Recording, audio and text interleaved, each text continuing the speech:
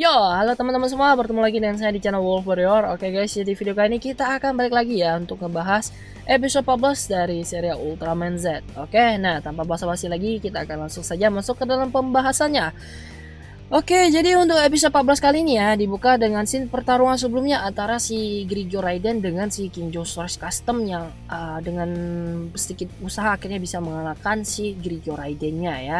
Dan di sini kita mendapatkan sebuah info yang cukup sedih di mana dikatakan kalau Scavenger akhirnya harus pensiun ya, dan posisinya nantinya akan digantikan oleh Kingjo Storage Custom. Dan untuk memperingati jasa-jasa dari si Scavenger ini, dia nanti akan dikirim ke dalam sebuah museum tentunya ya. Lanjut di scene selanjutnya, di sini diperlihatkan kalau anggota pasukan Storage ini sedang mengadakan pesta kecil-kecilan lah ya untuk merayakan keberhasilan mereka. Kemudian di sini si Yuka itu berpidato ya, dan dia di sini ngerasa senang banget karena usaha serta kerja kerasnya dia itu dalam mengembangkan ini ya, robot ketiga pasukan Storage akhirnya berhasil dan diakui oleh dunia ya. Kemudian ada banyak dari pihak aliansi yang menanyakan soal teknologi robot yang dikembangkan oleh mereka ya.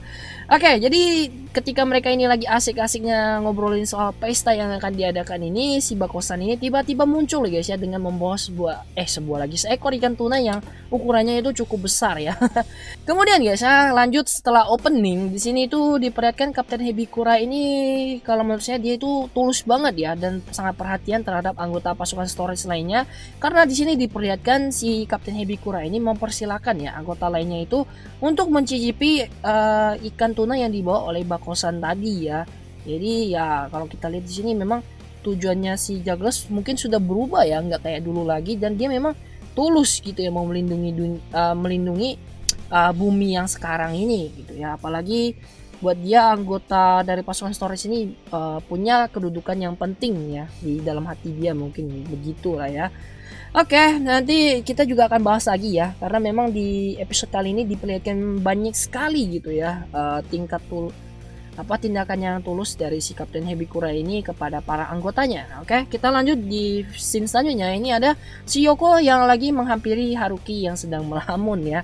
Kemudian di sini mereka itu ya terjadilah obrolan singkat gitu ya.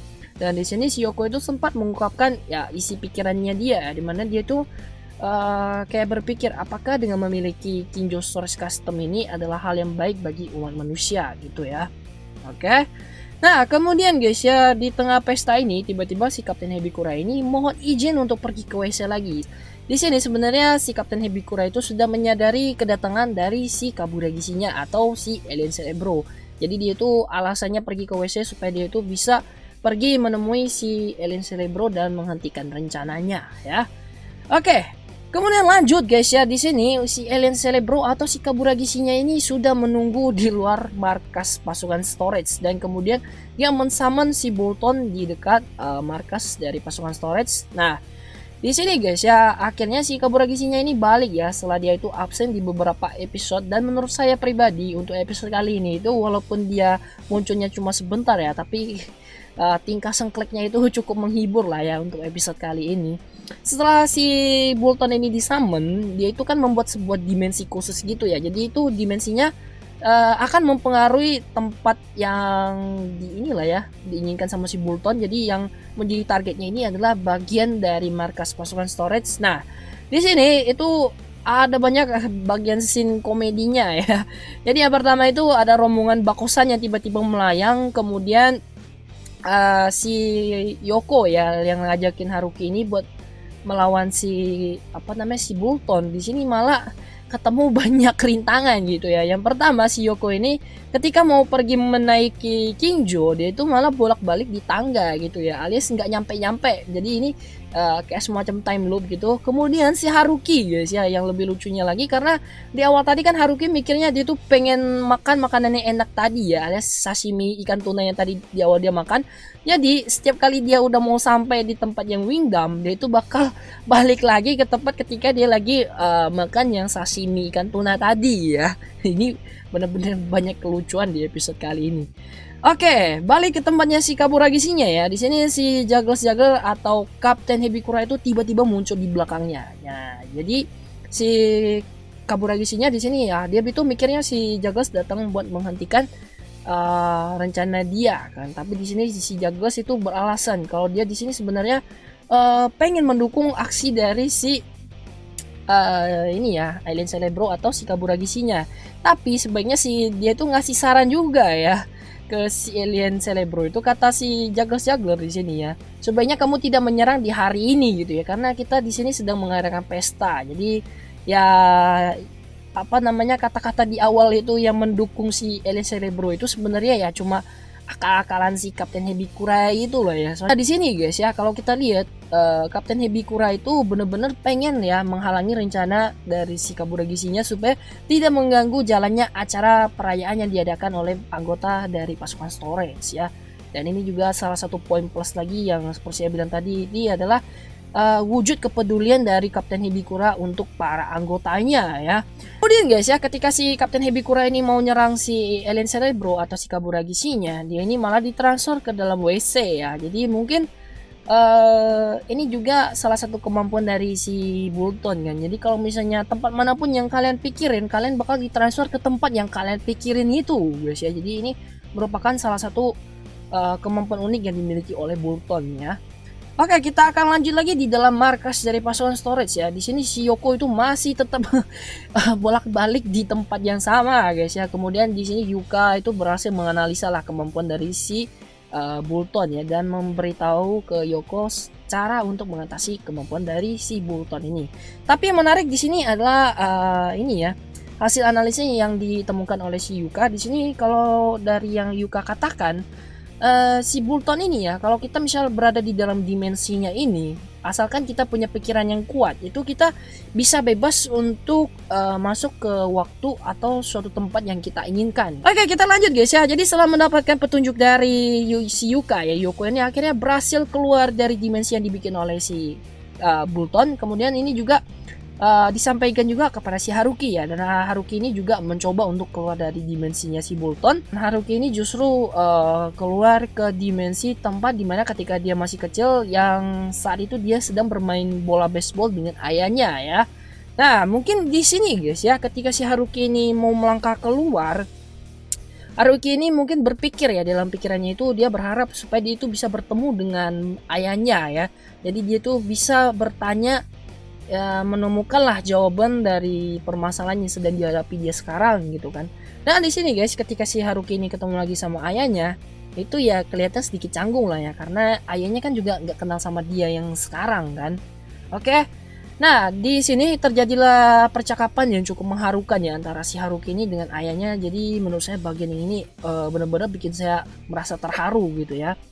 Di sini guys ya, si Haruki itu ya bertanya lah soal keraguan dalam hati dia kepada ayahnya ya. Jadi Haruki itu ngomong kalau misalnya dia itu pengen melindungi orang-orang gitu ya, tapi tindakannya itu justru melukai yang lain, atau ketika dia ingin melindungi tapi justru gagal, dia harus apa gitu ya.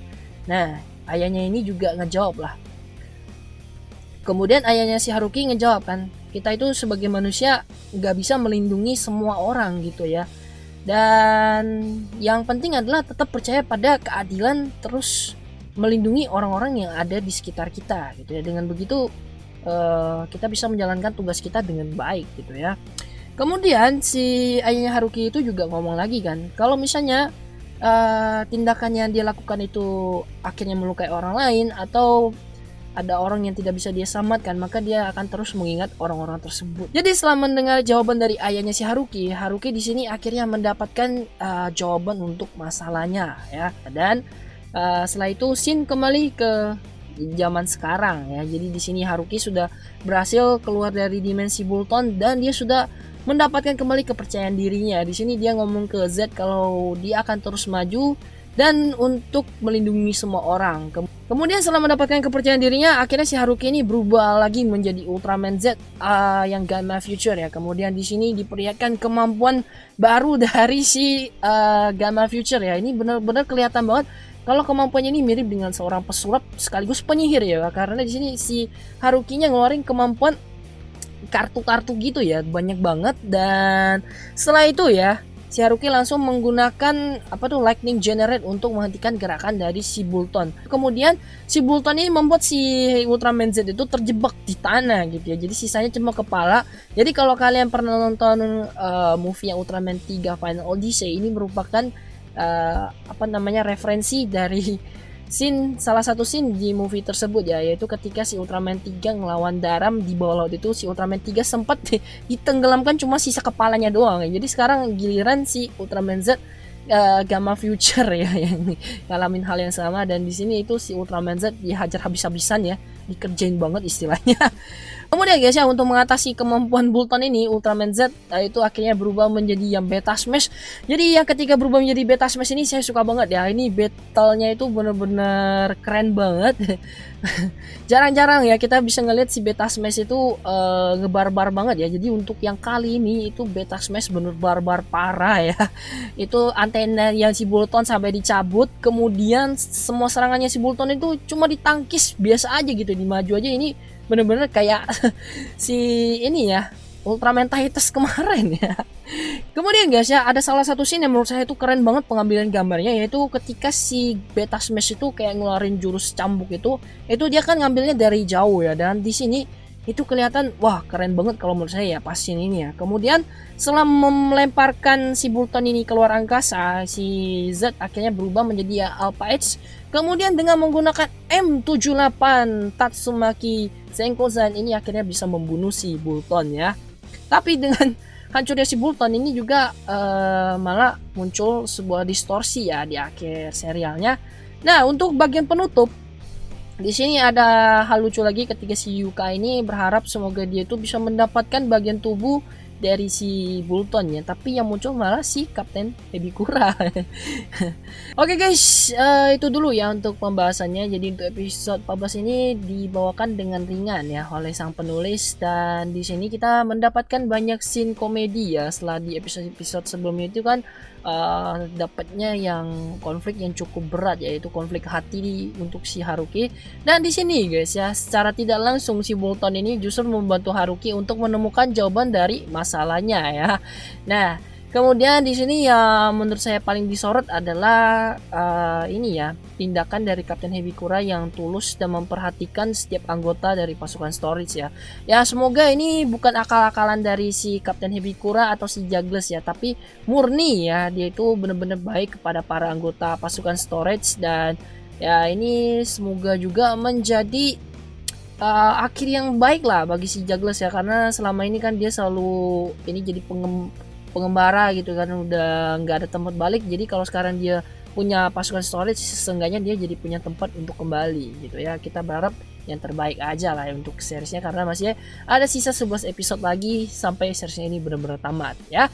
Oke, itu aja guys ya dari saya. Kalau misalnya teman-teman nanti pengen nambahin, nanti bisa tulisin di bagian komentar ya, kita diskusi bareng aja. Terus kalau misalnya di video kali ini masih ada banyak kekurangan, silakan bagi teman-teman untuk menyampaikan kritik dan saran kalian di bagian komentar ya, supaya saya bisa memperbaiki lagi konten pembahasan ini. Karena saya sendiri sadar ya, karena untuk video pembahasan seperti ini masih banyak kekurangan gitu ya. Tapi dengan adanya kritik dan saran teman-teman, pastinya itu akan jadi sangat membantu ya. Oke, itu aja guys ya untuk video kali ini. Kita akan ketemu lagi di video pembahasan selanjutnya. Akhir kata, salam Tokusatsu Indonesia. Adieu.